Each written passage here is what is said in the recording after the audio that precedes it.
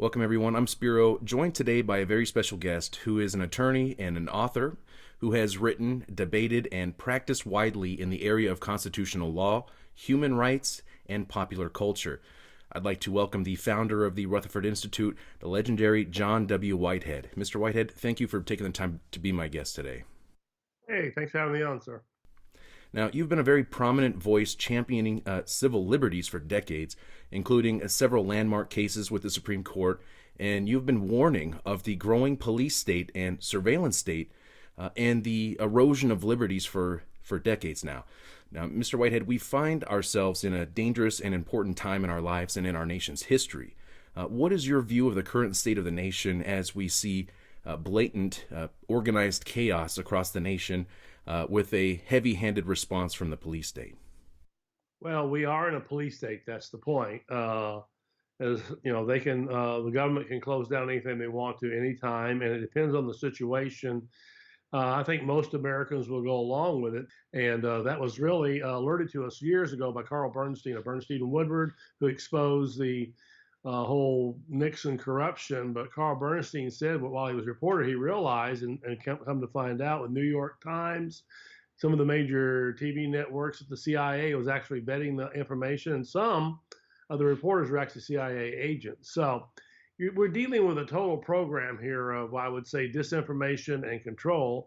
And we're already in the police state. The problem with some of these people out there that are rioting right now, I understand their frustrations. They are playing into the hands of this because most Americans are going to say this has gone too far, let's crack their heads. Now, it just was recently announced, William Barr, Attorney General, is sending in federal prison riot teams now into Miami, D.C., out of prisons. Well, so what does that say? Let's take the symbol there. Are we in a prison? Essentially, we are. We're basically prisons. The word lockdown, by the way, which is used all throughout this situation, is a prison term. You lock down prisons when the rioters get a little out of control. And with this COVID-19 situation, we saw the same thing. We were prisoners in our own home. You couldn't leave because everybody was afraid of this or that. So we're in the police state. Will we get out of it? I don't know. I don't see any prominent figure, in my opinion, speaking up and saying we're in a police state, stop this stuff. You have people like Harvard professor Alan Dershowitz saying the government can come to your door and forcibly vaccinate you. If that's true, you have no rights whatsoever. So I would say the Bill of Rights right now has been flushed down the toilet. It's the Fourth Amendment.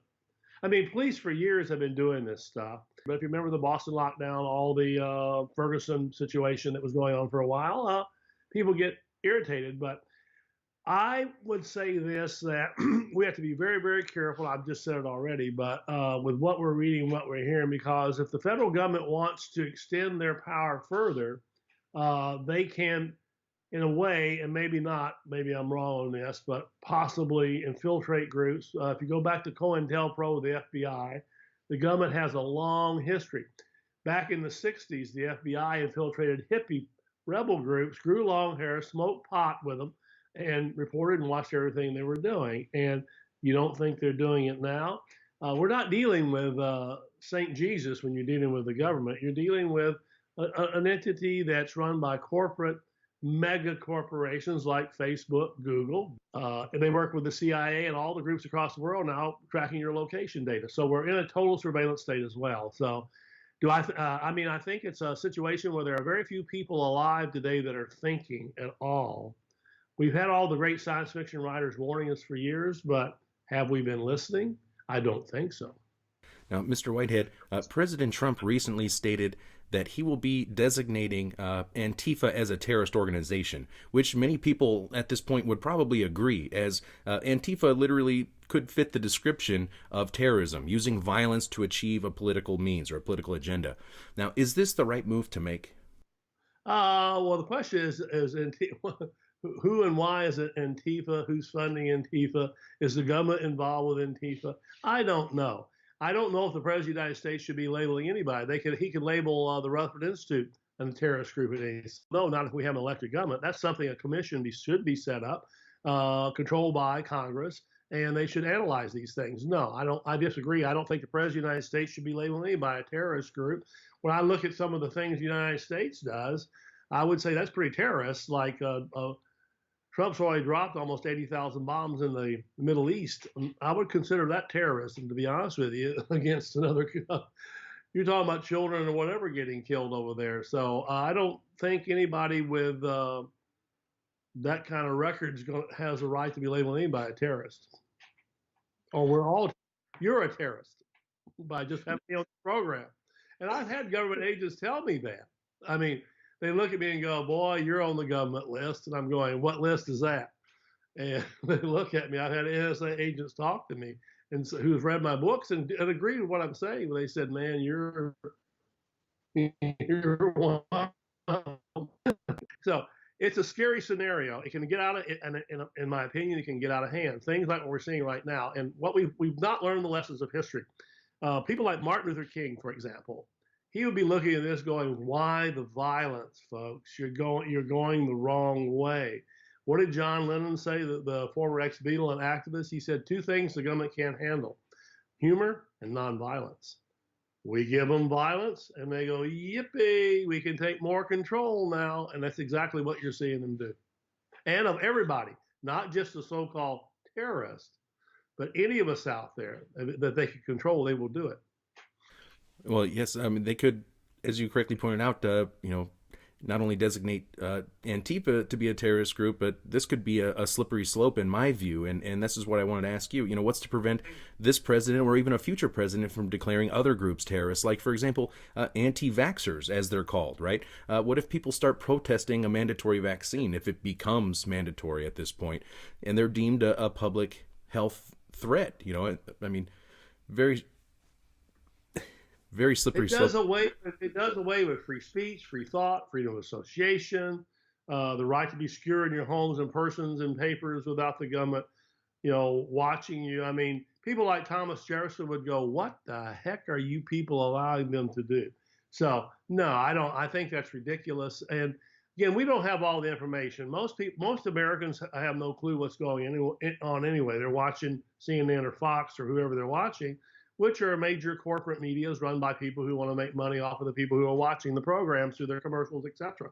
So that's what we're dealing with. We're not dealing with reality now. We're not dealing with a country that's free and open. I mean, listen, Mark Zuckerberg was in the White House in October and had two dinners with Donald Trump. They didn't tell us what they were talking about. You're kidding me. I paid for the dinner, but I don't know what's going on with my tax money. That is a good point. Now, this terrorist designation, as you clearly stated, I'm sure it would have impacts on people's civil liberties. But, what would be the purpose behind designating them a terrorist organization? What would this allow the government to do that they would normally be restricted from doing? Oh, well, stick the FBI, NSA, CIA on total, and they could wipe them out. They can arrest them and take them away in the middle of the night. Remember, the National Defense Authorization Act, the President of the United States can label someone a terrorist or extremist, and they disappear to wherever they take them. Probably a FEMA camp, which I've been told by former NSA agents exist on military camps now. They were built by Halliburton. Halliburton, the big corporation, got $385 million to build them. They can just disappear. You won't see your lawyer or your family. So that is really scary. I would be designating someone as a terrorist group. I mean, if that's that particular one group, whoever that we know they are, and they actually had their members, were out with guns and shooting people or throwing bombs through windows. They were the actual people, not just people hanging around them. You might have some kind of a case for that. But again, the president he's not Adolf Hitler. He's not Stalin, whoever he might be, some dictator. He shouldn't be labeling anybody a terrorist, because I can look at some of the actions I'm seeing the government do, like I just said, or some of the police over the recent year. 80,000 SWAT team raids are smashing through people a year. They're shooting people in their beds, and they get away with that. Now that sounds like terrorist activity to me, but the government can do it. It's okay, man. Now, Mr. Whitehead, I wanted to get your take on President Trump's use of the military during this civil unrest. Now, for decades, you've been warning of the threat of a domestic standing army in the form of militarized police. And now, in addition to having that, we actually have the military police and the National Guard on the streets of America. How is this legal? I mean, I thought through posse comitatus, that prevented the military from being deployed domestically. I don't think under posse comitatus, the military is not supposed to act as local police, but they're doing it. I mean, lawsuits can be filed now. You can fight it. I don't know how the courts are responding to that now because the courts are so darn timid now. The courts we have are not the courts I grew up as a kid. They're bureaucrats in robes. They fall over in 2 seconds and salute the government because they're afraid of public opinion. And they're not the brightest people in the universe, by the way. Judges, I'm sorry, they're political appointees. And most political appointees, I can point at several now, we want to talk more deeply, that don't have half a brain. And they're easily controlled by the people, the so-called deep state, if you want to call it that, or the corporate state as it operates. So now these federal riot teams into cities now, you're kidding me. Those people are, what are they trained to do? To smash heads of prisoners. And many of those prisoners shouldn't be in there in the first place because they're in private prisons too, where the government makes money off of them. Look that up. Anyway, I would tell people to go to Rutherford.org, and everything I'm saying, by the way, is in my commentaries and books, and it's all footnoted, credible sources, supposedly. And I would say this, that no, if all the equipment that cops have today, the MRAPs, the grenade launchers, all the surveillance equipment, if they can't handle this situation just minimally in many cities, then we've got a problem anyway. But yes, we have George Washington said it very clearly, do not have a standing army on American soil. We have standing armies. They're called the militarized police. For the National Guard, the governors have a right to supposedly block under posse comitatus the federal government sending in any kind of troops. And if some of these governors had intestinal fortitude, they'd say, we're not putting up with this. Our police are going to handle this. And then they'd look at the cops and say, get this thing under control and do it the right way. No more violence. Now, Mr. Whitehead, you have been very gracious with your time. I wanted to get your take on what you see moving forward as we approach the presidential elections and the supposed impending second wave of the virus and the coming experimental vaccines. It seems like the recipe for a perfect storm, perhaps, as we are already living in a form of martial law right now with these lockdowns and the curfews and et cetera. What do you see in the coming months, and what are the solutions for the people? I've been arguing for years we're already under martial law. The militarized police, you can't walk down the street, decide to shut a street off, you walk with those policemen, and they've got armored gear on, grenade launchers, helmets. There's no hope on that situation. I would call it Operation Mind Control now. We're being psychologically re-engineered to accept the fact that we can live in a lockdown culture. That's exactly what's happening with the COVID-19 situation, contact tracing, giving over your DNA, your bodily fluids to people who show up at your door. All that we're seeing now, federal troops being sent in here and there. What it says is that the bureaucrats who run the system aren't doing a very good job down below, supposedly. If, like I said, Trump's got to send in federal troops or riot troops. So I would say that the future ahead does not look good. There's only one hope left. And I tell people the most amazing words, and we all forget it in the Constitution, is we the people. We the people mean we're the government. We forget that. No. We're the government. We live in a representative democracy, or what you want to call it. They represent us. But we're too busy sitting on our butts not doing anything. Take over your local city governments. Under the 10th Amendment, you can nullify acts of the federal government. Get involved in your situation. If you have children or grandchildren, it's time to act now. And here's the other thing. Teach them the Constitution, the Bill of Rights. They don't learn it in school anymore. I talk to law students and lawyers that can't tell me what's in the Bill of Rights anymore. So our educational system is failing as well. So I think we just need to get our acts together and get involved in our local governments. It's the only way. Washington, D.C. is not going to listen to you. As a recent study out of SMU came with an economic professor who says he studied where psychopathology moves in this country or doesn't move, and he came to the conclusion that it does. It actually, his name is Ryan Murphy, that actually concentrates in Washington, D.C. And psychopaths are They want power. They have no empathy whatsoever. They want money. And unfortunately, and if you look at things clearly, the government sees us as data bits now, just like the corporations, something they can control, and they want our money, our taxes, and we're overtaxed. While, by the way, the president goes golfing while the economy is collapsing, and we're paying for that. That's absurd. Mr. Whitehead, thank you so much. Do you have any final points you'd like to share? Now, I think the final point is I'm trying to get people activated, get involved at your local government.